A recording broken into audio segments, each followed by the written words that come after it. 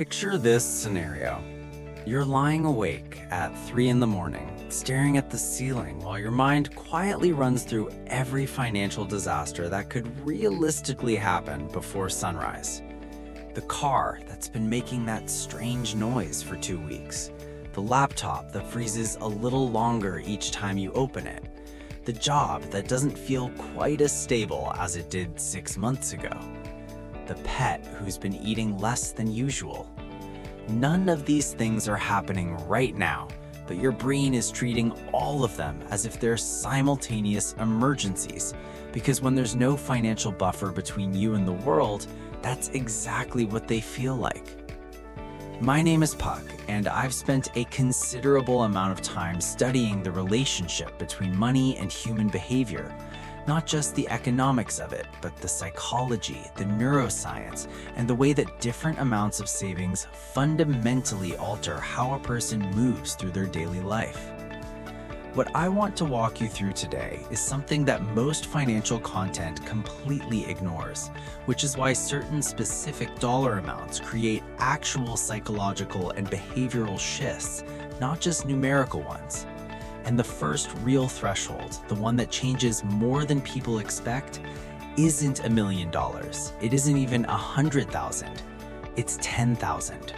Before we get into what makes that number significant, it's worth spending a moment on what life actually looks like without it, because most financial content skips this part entirely and goes straight to advice, which is a bit like a map that starts halfway through your journey.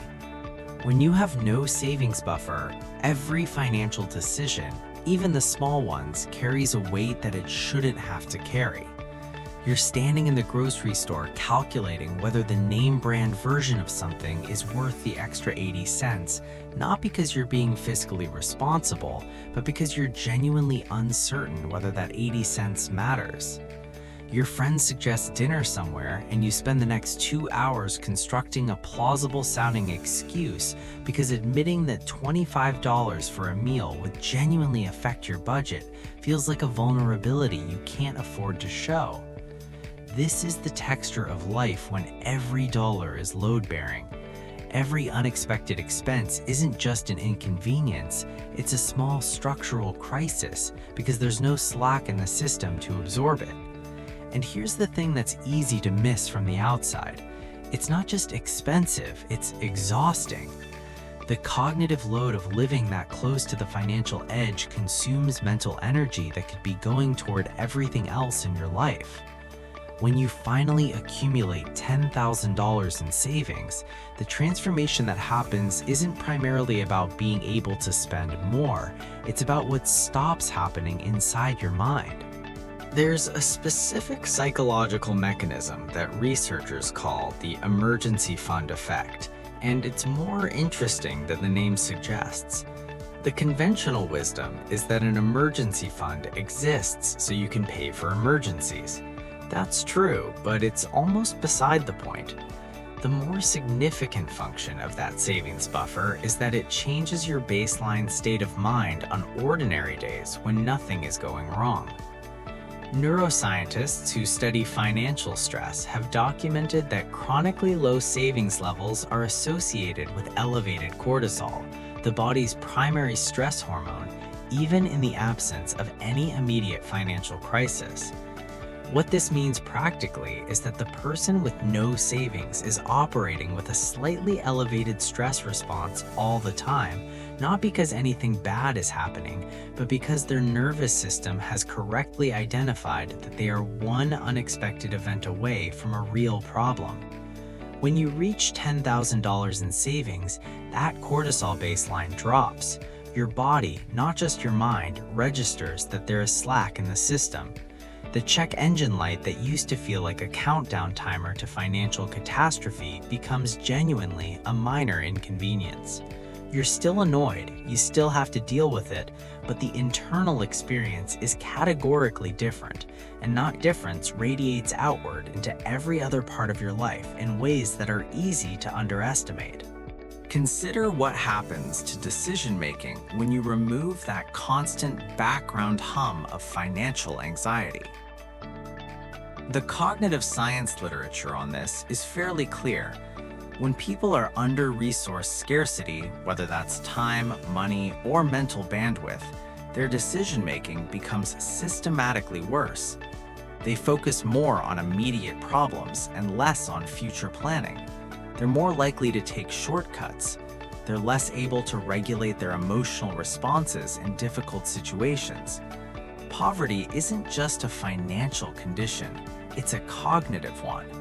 And having a $10,000 buffer doesn't make you wealthy, but it does lift you out of the scarcity mindset that makes every financial decision harder than it needs to be.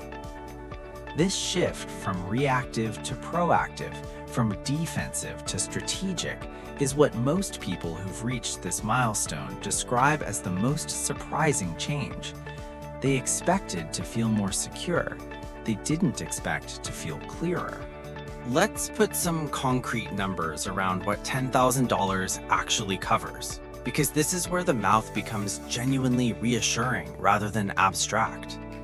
The vast majority of automotive repairs that send people into financial crisis cost somewhere between $500 and $3,000.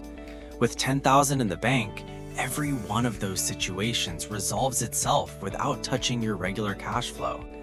Medical emergencies, not major surgery, but the urgent care visits, the unexpected prescriptions, the ER trip for something that turned out to be nothing serious, typically fall well within this range as well.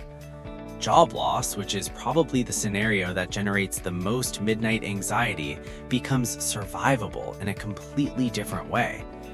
$10,000, depending on your monthly expenses, represents somewhere between 3 and 6 months of financial runway.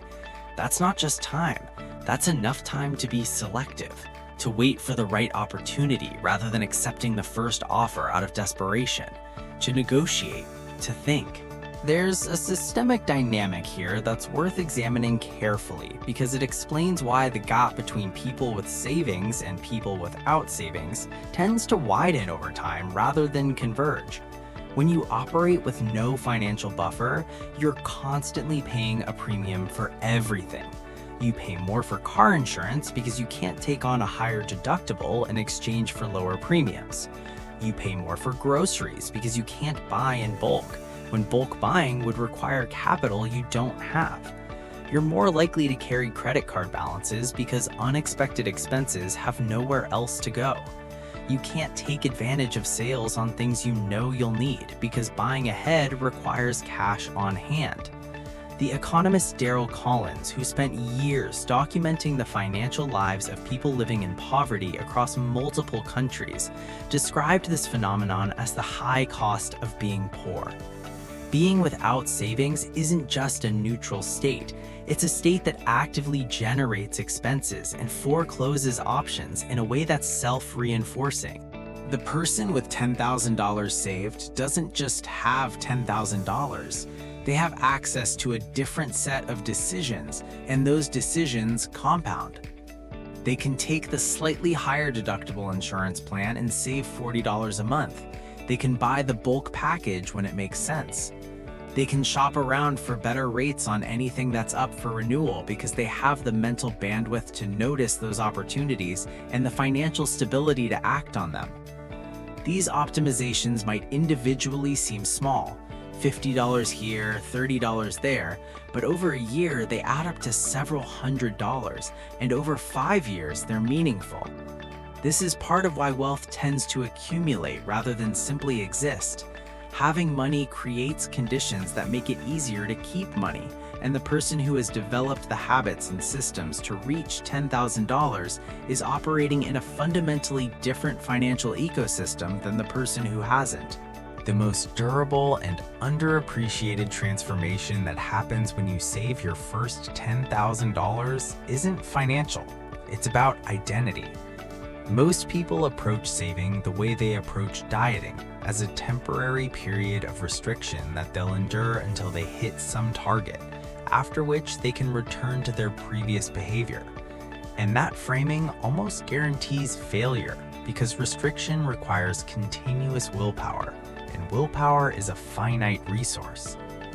The people who successfully reach this milestone and then continue building past it don't experience saving as deprivation.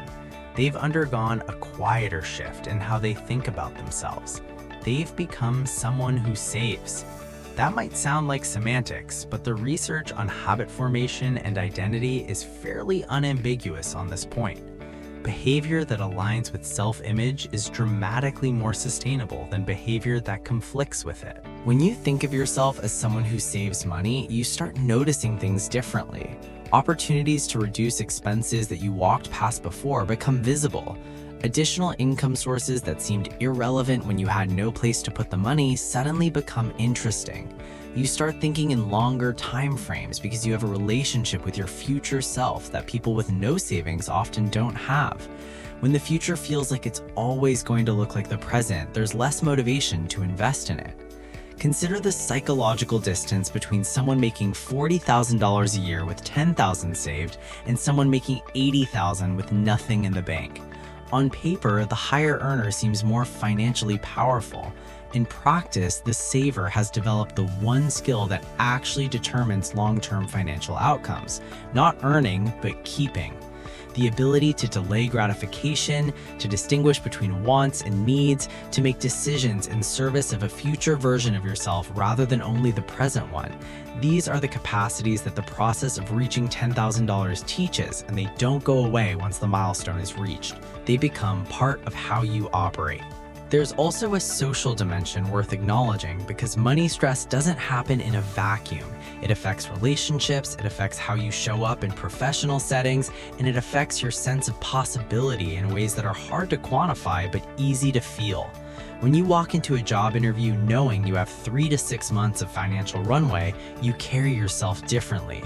You're not operating from desperation, which means you can afford to evaluate the opportunity honestly, to ask real questions, to negotiate. Research on negotiation consistently finds that people with outside options, real alternatives, not imaginary ones, negotiate better outcomes. A $10,000 emergency fund is, in a meaningful sense, an outside option. It means you're not required to accept the terms in front of you. That's a form of leverage that has nothing to do with the money being spent and everything to do with the freedom that comes from knowing it's there.